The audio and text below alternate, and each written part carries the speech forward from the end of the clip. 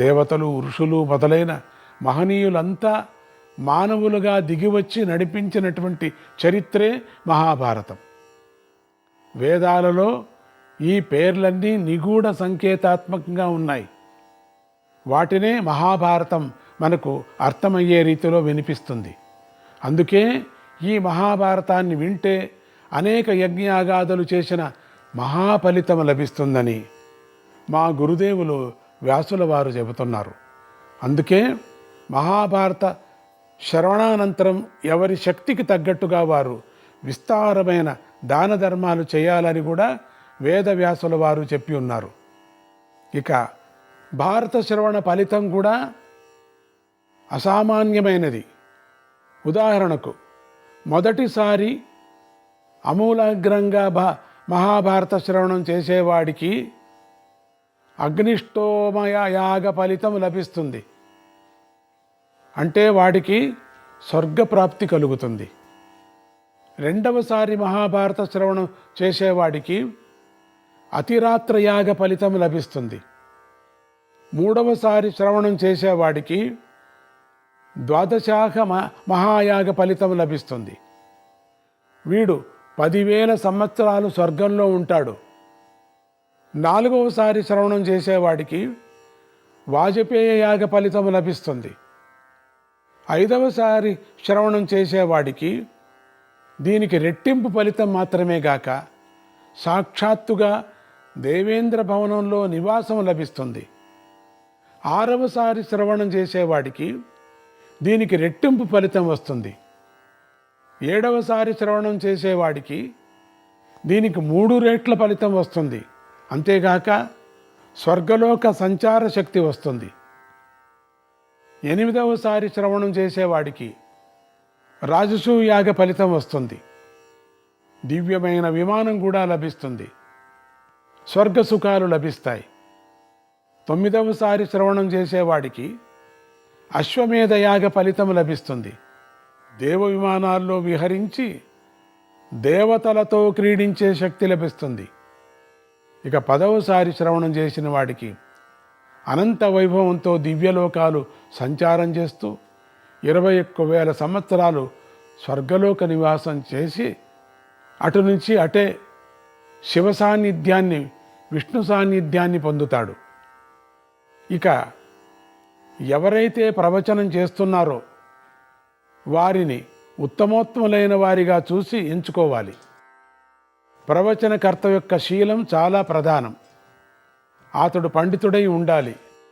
అతడు అక్షరాలను శాస్త్రబద్ధంగా, దోషరహితంగా, మనోరంజకంగా ఉచ్చరించడం చేతనైన వాడై ఉండాలి. ఇటువంటి ప్రవచనకర్తకు శ్రోతలు అంతా కలిసి విశేష దానాలు చేయాలి, సత్కారాలు చేయాలి. వారి వారి శక్తిని అనుసరించి ఏనుగులు, రథాలు, భూములు, భవనాలు, సువర్ణాభరణాలు కూడా దానం చేయవచ్చు. ప్రవచనకర్తకు సత్కారాలు మాత్రమే కాక మహాభారత శ్రోత అయినవాడు విస్తారంగా అన్న సంతర్పణాలు, పండితులకు విశేష దానాలు చేయటం మంచిది. సమాజానికి పనికి వచ్చేటువంటి అనేక దానాలు చేయవచ్చు. పేద కన్యలకు ఉచితంగా కన్యాదానాలు చేయించవచ్చు. ఇక ప్రతి పర్వశ్రవణం చివరిలోనూ కూడా విశేష దానాలను మా గురువుగారు వ్యాసుల వారు చెప్పి ఉన్నారు. శక్తి కొద్దీ వాటిని కూడా చేయవచ్చు. హరివంశ శ్రవణానికి పాయస దానం ఎంతో ప్రశస్తం.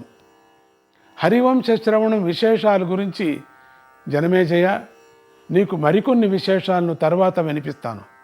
జనమేజయ, భారత శ్రవణం విధి విధానాల గురించి, దాని ఫలితాల గురించి నీకు సంగ్రహంగా వివరించాను.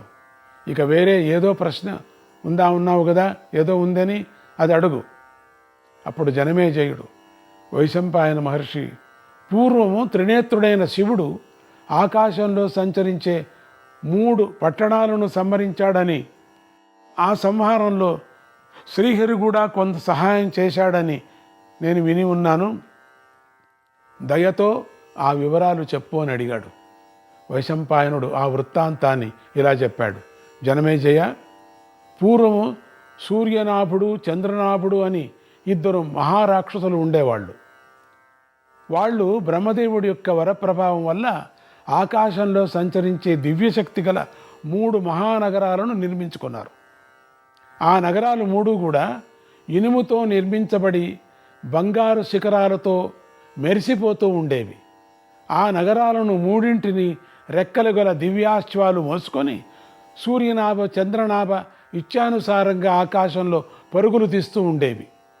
సూర్యనాభ చంద్రనాభులనే త్రిపురాసురులు అని కూడా పిలుస్తూ ఉండేవారు వాళ్లను. మహాబలగర్వితులై వరగర్వితులై ఉన్నారు వీళ్ళు.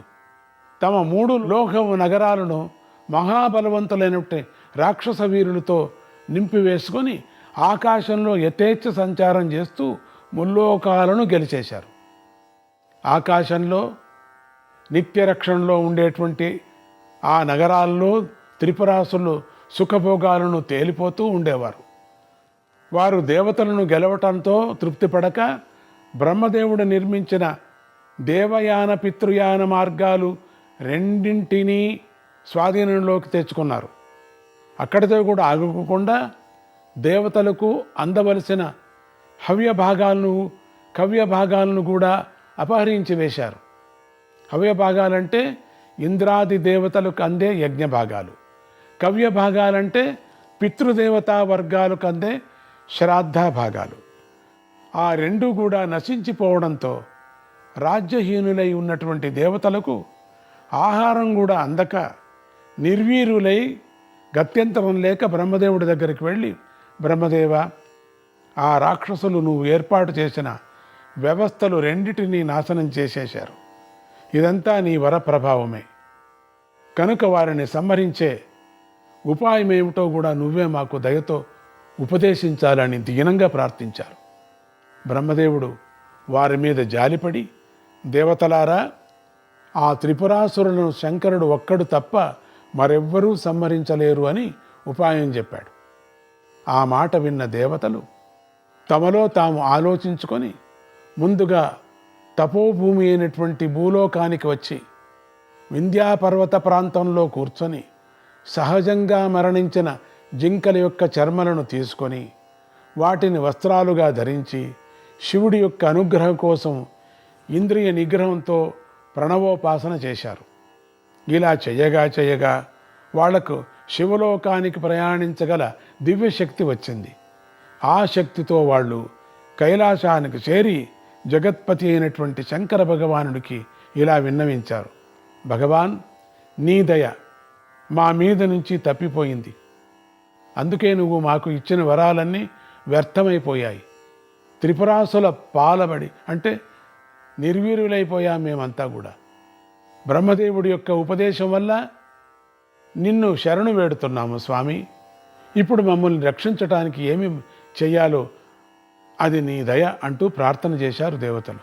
ఆ మాటలు విన్న రుద్రదేవుడు దేవతలు అందరినీ యుద్ధానికి సిద్ధం కమ్మని ఆజ్ఞాపించి తను కూడా కవచం ధరించి యుద్ధానికి సిద్ధమయ్యాడు. దేవతా గణాలను రుద్రగణాలను వెంటబెట్టుకొని స్వయంగా రథం అధిరోహించిన శివుడు సూటిగా త్రిపురాల మీద దాడి చేశాడు.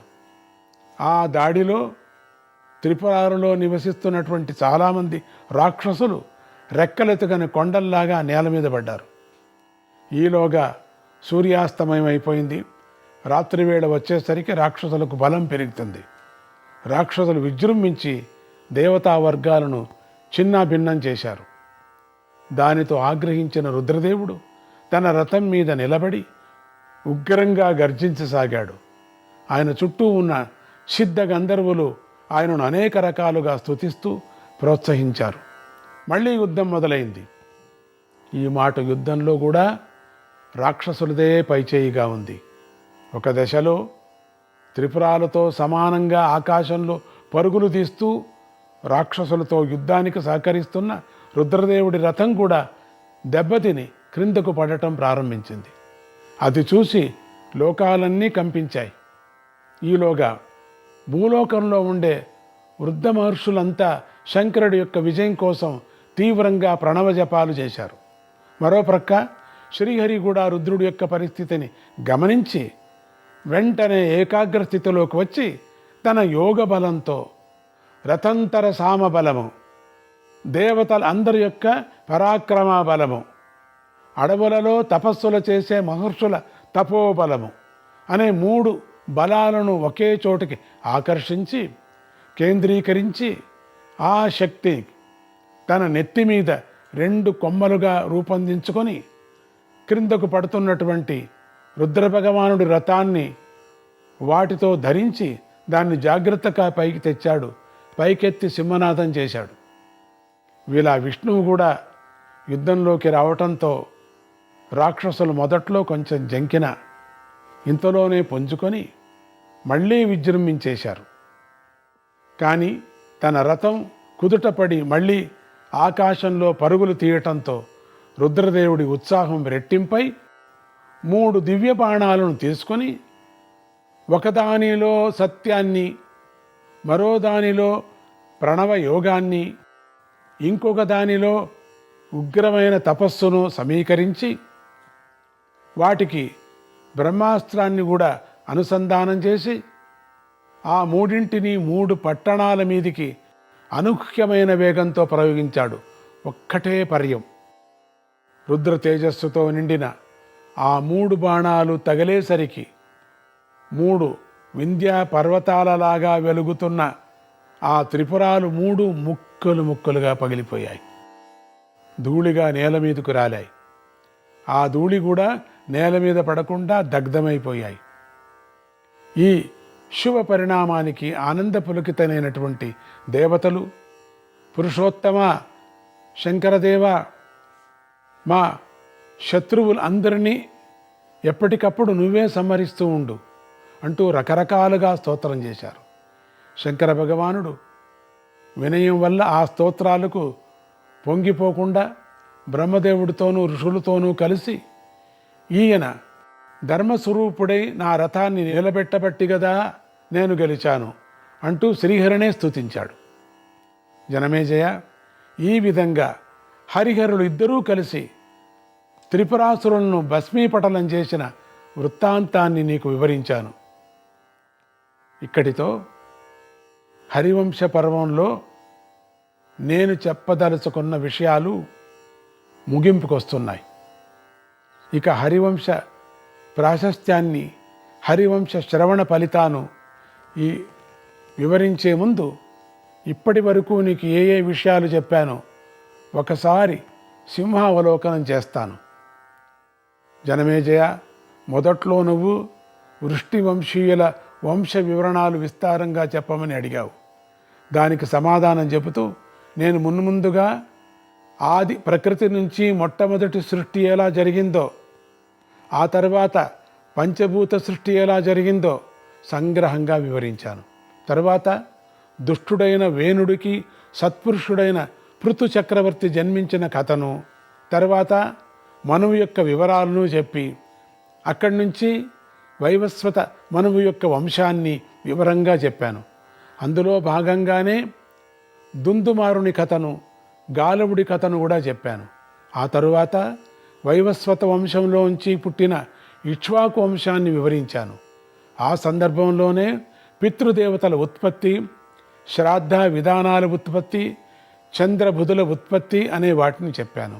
తర్వాత అమావసు వంశ చరిత్రను, ఆ సందర్భంగా దేవేంద్రుడి రాజ్యభ్రంశం, నౌక్షుడి తాత్కాలిక ఇంద్రత్వం, తరువాత మళ్ళీ పూర్వపు ఇంద్రుడి పునఃప్రతిష్ఠ అనేవి చెప్పాను. ఆ తర్వాత వృద్ధ క్షత్రుని వంశాన్ని వివరిస్తూ దానిలో దివోదాస చరిత్రను కూడా చెప్పి అక్కడి నుంచి పూర్వ వంశాన్ని కీర్తించాను. ఈ పూర్వ వంశంలో పుట్టినవాడే యదువు.